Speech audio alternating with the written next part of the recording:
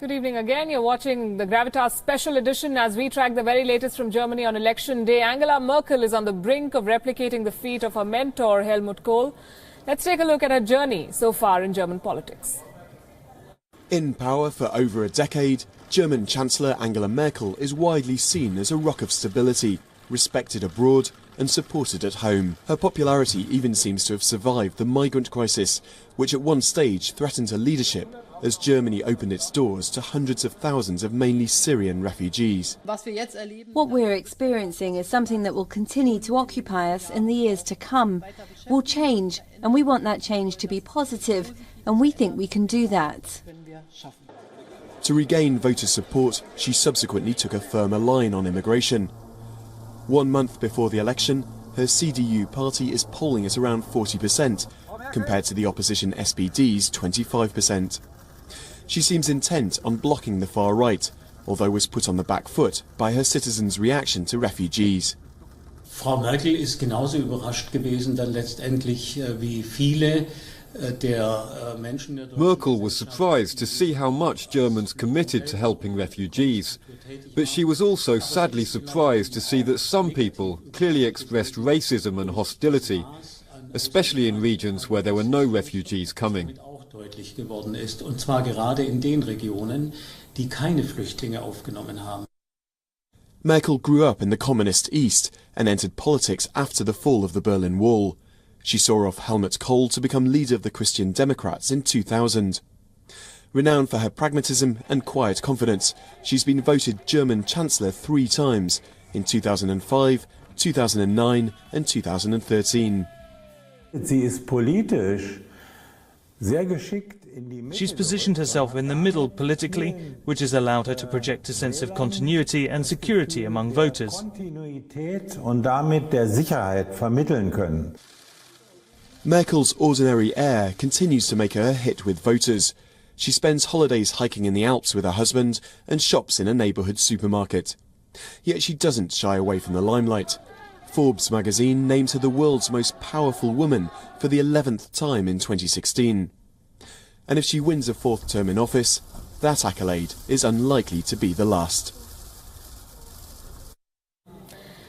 And this is her competitor, Martin Schulz. He was in government with the German Chancellor Angela Merkel, but he decided to challenge her this time. Who is this man and what does his party, the SPD, offer to the German citizens who vote for them? Here's a report. He's been a member of the European Parliament since 1994. But now Martin Schulz is back in his native Germany, hoping to be Chancellor. In his way stands Angela Merkel, running for her 4th term. The centre-left Schulz has taken up the challenge, accusing her of avoiding taking stands on key political issues to silence debate. In Berlin circles, this is sometimes called asymmetric demobilization. I call it an attack against democracy. After surging in the polls soon after his selection, support for Schulz's SPD party has fallen back to little more than half that of Merkel's centre-right CDU. While Schulz is well known in Germany for his long career in the European Parliament, his time away from home can be seen as both an asset and a liability. One can't deny his political ability. He's new to the national political scene, even though he's been a member of the SPD's leadership for 2 decades. But people see him as a new face. Schulz was born near the Belgian border in West Germany and dropped out of high school hoping to become a professional footballer. After a knee injury ruined his chances, he battled depression and alcoholism but became teetotal and by 1987 was mayor of his town.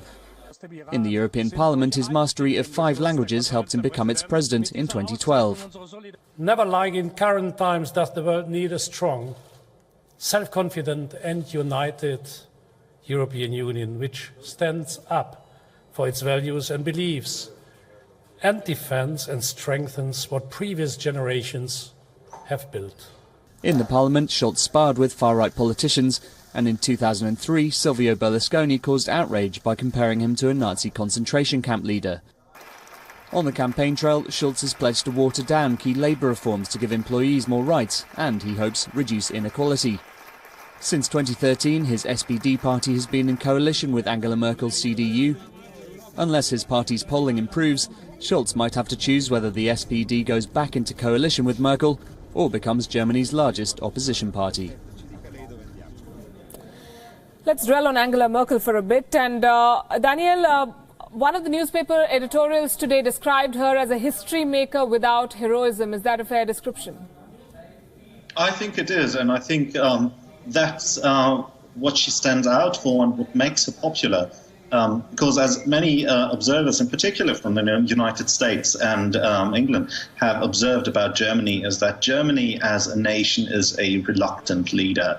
It has become a focal power because of its economic might and because its influence within the European Union, which by comparison to any other economic bloc still is the richest and economically most influential bloc in the world. But Germany, because of its historic experience with trying to attain world power, today is very, very reluctant to follow the path of gaining international influence. And the sort of quiet, sober, managerial way that Angela Merkel goes about with her policies is what people here appreciate very much. Padma, if you look at leaders around the world, from Macron to Trudeau to Trump to even our own Prime Minister, Angela Merkel is a different leader in that sense. None of that flamboyance, and yet she seems to be taking her country in the right direction. Yes, she seems to be taking her country in the right direction, but the criticism of Angela Merkel, coming predominantly from the SPD, who has been in a coalition with her, is that many of the ideas that reached fruition and that has brought Germany to where it is today, which is a stable economy again, with the euro stable, the unemployment being down, and also with the export market rising again and booming again, much of these are fruits of the SPD's earlier labour, for which, in fact, the previous Chancellor, Gerhard Schröder, I beg your pardon, lost the elections. So the SPD has reason to feel disgruntled by that, because they do feel that the traditional position of the CDU was more towards the right of centre, and that somehow Angela Merkel has cleverly manipulated her party to occupy the centrist position, which means that the SPD is, is sort of looking for a raison d'être, if you like, and has been saying that it would prefer to sit in the opposition. Now, I am joined here, Palki, by a very senior journalist, Jan Ross, who is the South Asia correspondent, the bureau chief for Germany's largest weekly newspaper, Die Zeit. And we've just got the first exit poll results, where we see about 13.5% for the AfD. What do you make of the results? It is a bit of a shock. The result for the right-wingers seems to be very good. Stronger than many people have expected, maybe even they themselves have expected. The SPD is down very much, which means that they probably will not be willing to enter into another grand coalition with Angela Merkel, because they realize what it has done to them. So it will be difficult for the Chancellor to build a coalition to govern, although her personal standing is still reasonably good. Now, is there going to be a lot of horse trading like we have, Jan? And where do you think, I heard rumours earlier that if the major party, the Union of Chancellor Angela Merkel, does not find the right coalition, then there may even be fresh elections? Well, they will definitely try to avoid this, because it would look like shirking their responsibility, and it would, of course, run the risk of making the extremes even stronger. So they will try to form a coalition, but it will be difficult. You know, in our system we have proportional voting, there's no first past the post, so nobody usually wins an outright majority. But this result may mean that you can't even govern with two parties, that you need three parties to cobble together a coalition, which makes it vastly more difficult. Would you say that this particular election has been more of a polarized election than those in the past, Jan, and if so, why? It's a paradox, because on the one hand, when you looked at the major parties' candidates, that is Chancellor Merkel and her challenger from the Social Democrats, Martin Schulz, they were very comfortable with each other. And their parties obviously have been governing together for years. So at the center of the political system, there was not much competition. But it got ugly and very competitive and sometimes even nasty when it came to the margins, like to the extremes, like with these AfD people now. And this is where the polarization has taken place. Thanks very much for speaking to us, Jan Ross. Enjoy the rest of the evening, and we'll keep our fingers crossed for your party to win. That was Jan Ross, correspondent of Die Zeit, a German weekly from the German Embassy Party to get the elections. Stay with WION, and we're getting you more of it as soon as the exit polls start coming in. This is Padma Rao. Back to the studio. You said it. The exit polls have started coming in. In fact, Angela Merkel's CDU-CSU getting 32.5% at this point. So leading Anhau, the SPD with 20%, the AfD, the ultra-right, 13.5%, and that's huge. The FPD getting 10.5%, the Greens 9.5%, and the Left Party 9%. So Angela Merkel still maintaining the lead, but there's a good chance that she will have to enter into some sort of a coalition. We'll talk about that in just a bit. But Ambassador Singh, before we come to that, I want you to tell our viewers about the politics of Angela Merkel. Some say that she has appropriated the social equality platform of the left and also neutralized or diluted the anti-immigrant agenda of the right and positioned herself somewhere very comfortably in between, though her party is technically the centre-right. Indeed, I think that is absolutely right. What Angela Merkel did, particularly in her second term, is took the SPD agenda and implemented many of those things to give her party a very centrist socialist view. So today the government can best be described as a social market economy government. Then she went into certain things, for instance, stepped out of nuclear power and into renewable power. She stepped out of anti-Islam, which was never their thing, but stepped in to pro-immigration, stepped out of unemployment, but started talking more about more employment for women, and she actually opened up more assignments for women in corporate boards. So she has taken all the big agendas, even LGBT rights. I mean, she has said we are now for them. Yeah. So she has moved to not only the SPD's agenda, but the Green agenda. So today, therefore, what you have is a melange in the middle. So everybody is a centrist in Germany. The best centrist is going to win. Right, and I'm going to request my producer to once again bring up those figures. These are, of course, live visuals that we're getting from Germany, but we have the first exit poll results, which basically put Angela Merkel well ahead of anyone else, 32.5%, and that is how the figure looks. That is the CDU at 32.5%. Her closest competitor, the SPD, with 20%. The AfD, this is the left, of course, with 9%. The FPD getting 10.5%.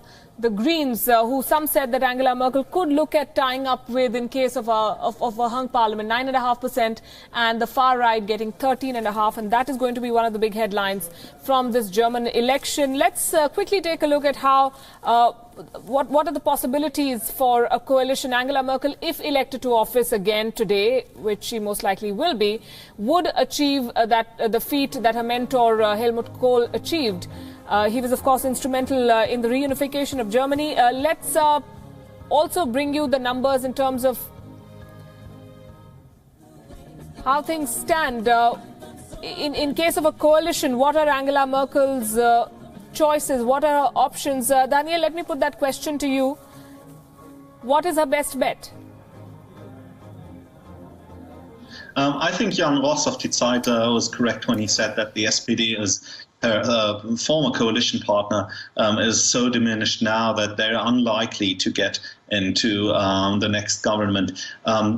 But still, what you have to remember about Germany's electoral system, because we have this very peculiar system of two votes, one that counts in a relative way, the other in a proportionate way, the other counting in a first-past-the-post system, we can't yet determine really what the next parliament would look like. And of course, majorities are formed in parliament and not according to the ballot box percentages. changes. But what would be one likely outcome is that Angela Merkel would try to form a coalition with both the Liberal Party, which has fared extremely well compared to the recent polls ahead of the elections, which saw the Liberal Party on the same level as the Green Party and the Left Party. But the Liberals have done really much better than had been expected. And the Liberals have always been the natural coalition partners of the CDU. And she could also take the Green Party on board. That would be a coalition that would be pro-modernization, but the Greens and the Liberals don't like each other very much. So it might be a rocky road to travel. Let's get in Mandy Clark, our London bureau chief, who's also, of course, looking at the first trends coming in, and we'll go to Mandy. Ambassador Singh, what do these numbers look like for India? Well, as I was saying, I think the fringe is doing better than the center. So if you ask me who's winning this election, it's certainly the AFD, the Liberals and the Greens who are doing better than the polls. And it is evident now that SPD, left and green is not an option to form a government. SPD has refused, by the way, and that is another bit of breaking news that we're getting. There we are. Now what happens is that if you take the fact that AFD is not going to be a part of any government, you can discount their 13.5. Can you safely assume that? I believe so. With these numbers, you can do without them. So I think the CDU and the FDP by themselves can form a minority government and run it so long as AFD is neither here nor there. From time to time, they may need the Greens or they may need the SPD. Our editor friend did mention that the Liberals and the Greens don't get together. Let's not forget that the CSU and the Greens don't get together either. And that is a factor we need to keep in mind. So while Angela Merkel may be winning a record fourth term, would you say that she will be a weaker chancellor in office? Well, I think the CDU is weakening. But if Mrs. Merkel is going to be the chancellor, I would say she's going to be a stronger chancellor because people are actually voting for her rather than the party, because they are voting for fringe parties more than they are voting for the centrist parties. But Mrs. Merkel, as I said, remains the steady hand on the ship, and they would want her to lead. Okay, I'm going to request you to stay with me. I will take a break, and before we go into a break, I want to tell our viewers these are the two bits of breaking news. These are the two big headlines that we're getting you right now. The CDU well ahead, that's Angela Merkel's party with 32.5% of votes according to the first exit polls, and Germany's SPD refusing to form a coalition, to enter into a coalition with Angela Merkel after the drubbing, according to some, that they've received 20% of the vote share is what they have, and it'll be a hard sell for them to tie up with Ms. Merkel again.